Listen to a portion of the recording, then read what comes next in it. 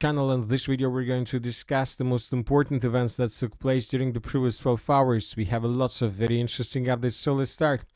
And first we're going to talk about the United States of America, about the city of New York, because the most interesting event is currently taking place exactly here. We're talking about the United Nations General Assembly.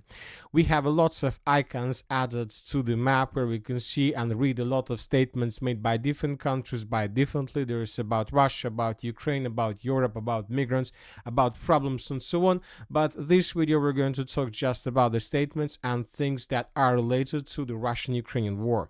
So let's discuss this article first of all, and this is the statements that were made by Trump after the meeting with Zelensky.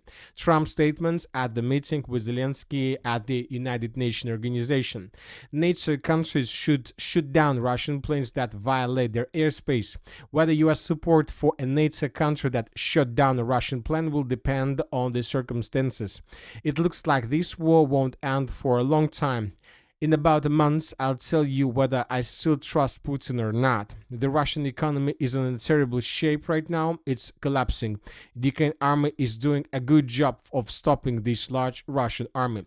So as you can see, Trump made lots of statements, and all these statements probably made Zelensky feel himself very happy. We see that this time Trump supported Zelensky for 100% and he didn't support Russia and Putin. And as you can see, Zelensky is very happy by everything that happened on the fields of the General Assembly, and he made lots of statements as well. Zelensky stated that Trump will provide Ukraine with security guarantees after the end of this war. The question is that nobody told Zelensky when exactly this war would be finished. Another important statement made by Zelensky. I'm very grateful to Trump. Most likely he's very happy as well. I can't share any details right now. Trump has very important information regarding the situation on the front. Trump is one who can radically change everything. Trump trusts more than Putin. He added he trusts him more than Putin. Trump realized that Putin was sharing information that was far from the truth about what was happening on the battlefield. It was a very good meeting today. It was probably the most meaningful. Later, the president of the United States of America summarized everything that he was talking about with his special aides, with Zelensky and other different leaders, and he published a very huge post in his social network. We will not discuss the entire post, we will not read this, just the most important thing. Trump says Ukraine can win in war against Russia and that Russian economy is collapsing and is in a big trouble. He also says Ukraine can regain all of territories they lost. He also says Russia is a paper tiger and that United States of America will continue to supply weapons to NATO towards Ukraine. So we see that the war in Ukraine will continue obviously for another year, for another 2026, for another year. 2026 is going to be very difficult both for Russians and Ukrainians, and most likely we're going to see probably another layer of escalation. And now let's discuss the situation on the ground, and let's try to understand whether the President of the United States of America is correct saying that Russia has huge problems and that Russia is a paper tiger.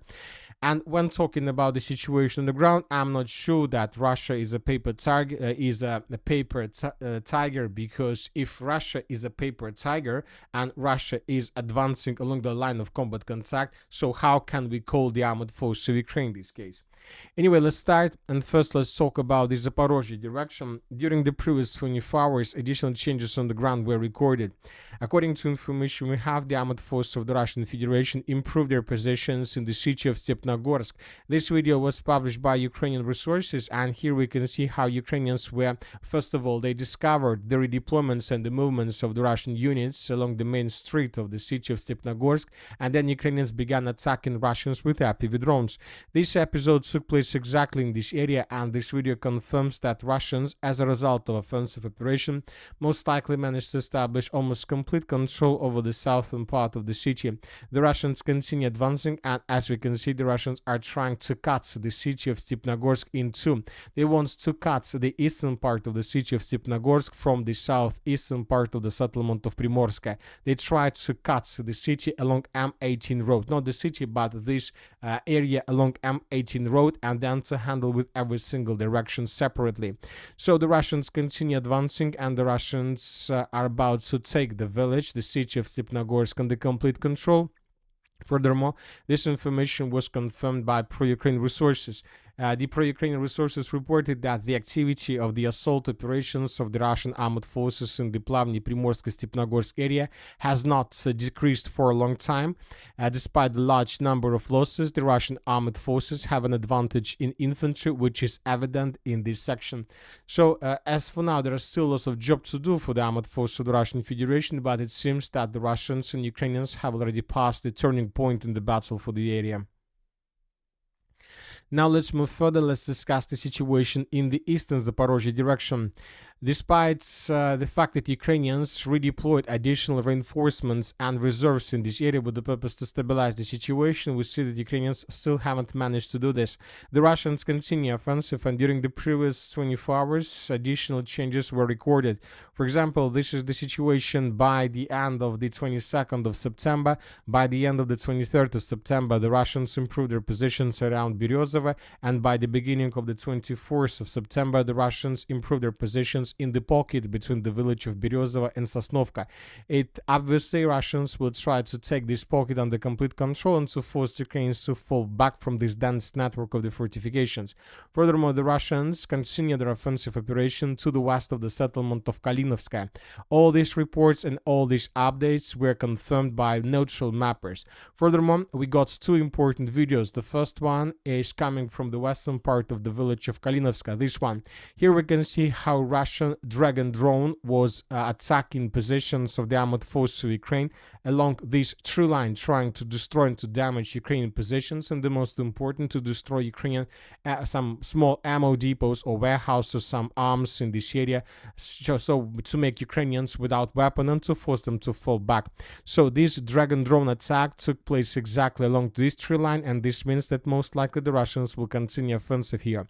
A bit further in the northeastern direction, the same story took place around the village of Sosnovka. Another Russian Dragon drone was flying above Ukrainian position and attacking them with a thermal weapon, with the purpose to damage position, to damage Ukrainian weapons, to damage mines probably in this area, and to damage Ukrainian arms. So most likely this video also confirms that Russians, after they finish the battle for this pocket, will continue offensive operation in the western direction. So Russians will continue their offensive in the Zaporozhye direction despite reinforcements and reserve that arrived in this area from the Ukrainian side. Now let's move further and let's discuss the situation in the Pokrovsk direction. Very interesting videos are coming from the area of breakthrough. During the previous 12 hours, pro-Ukrainian resources published this video where we can see how Russians were moving along the village of Novotoretska, most likely in the northeastern direction towards the settlement of Vladimirovka. But these Russian soldiers were ambushed by Ukrainian soldiers that were hiding in the building in the vicinity in this area. The Ukrainians attacked Russians, and the entire assault group of the armed forces of the Russian Federation was destroyed exactly in this point. Based on this video, we came to the conclusion that Ukrainians managed to improve their positions and to secure up to 40% of the settlement of Novotoretska from the north. So once again, Ukrainians most likely, according to different mappers, according to geolocation, according to different experts, answered this part of Novotoretska from the north, from the settlement of Vladimirovka. And now this area is no longer secured for Russians. They can't feel themselves in secure place here right now, and it seems that the Russians are about to be caught in cauldron by Ukrainians.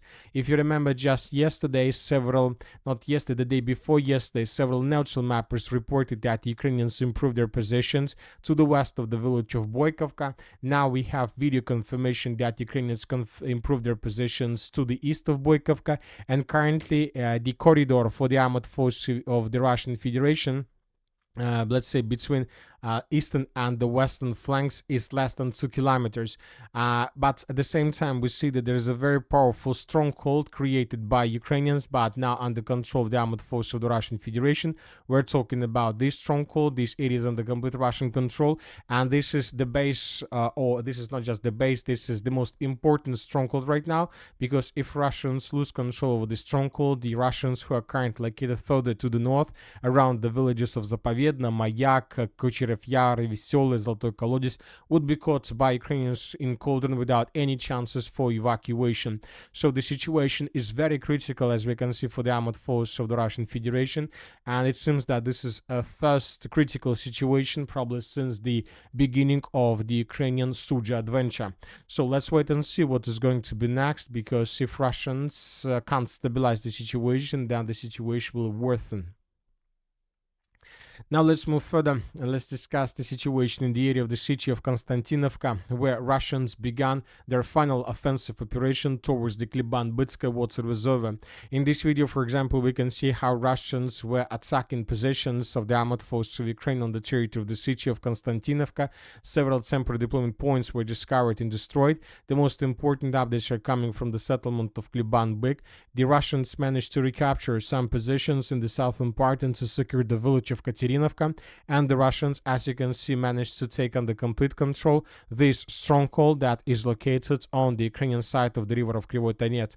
So now we see that the Russians entered the decisive phase of the battle for this small corner in the southeastern part of Kliban-Bytskaya water reservoir. As soon as Russians take this territory under complete control, and most likely this is going to happen in coming days, then Russians will be able to continue offensive operation along the river of Kryvyi Donets and the railways towards the settlements of Plesheyevka, Ivanopolye, and then further in the direction of the city of Konstantinovka. So the battle for the Kliban-Bytskaya water reservoir is coming to the logical end. And that's it for the short video. Military Summary channel reminds you to condemn any violence in the world. Thank you for your watching. Subscribe to my channel, put your likes, join my Patreon, and have a good day. Bye bye.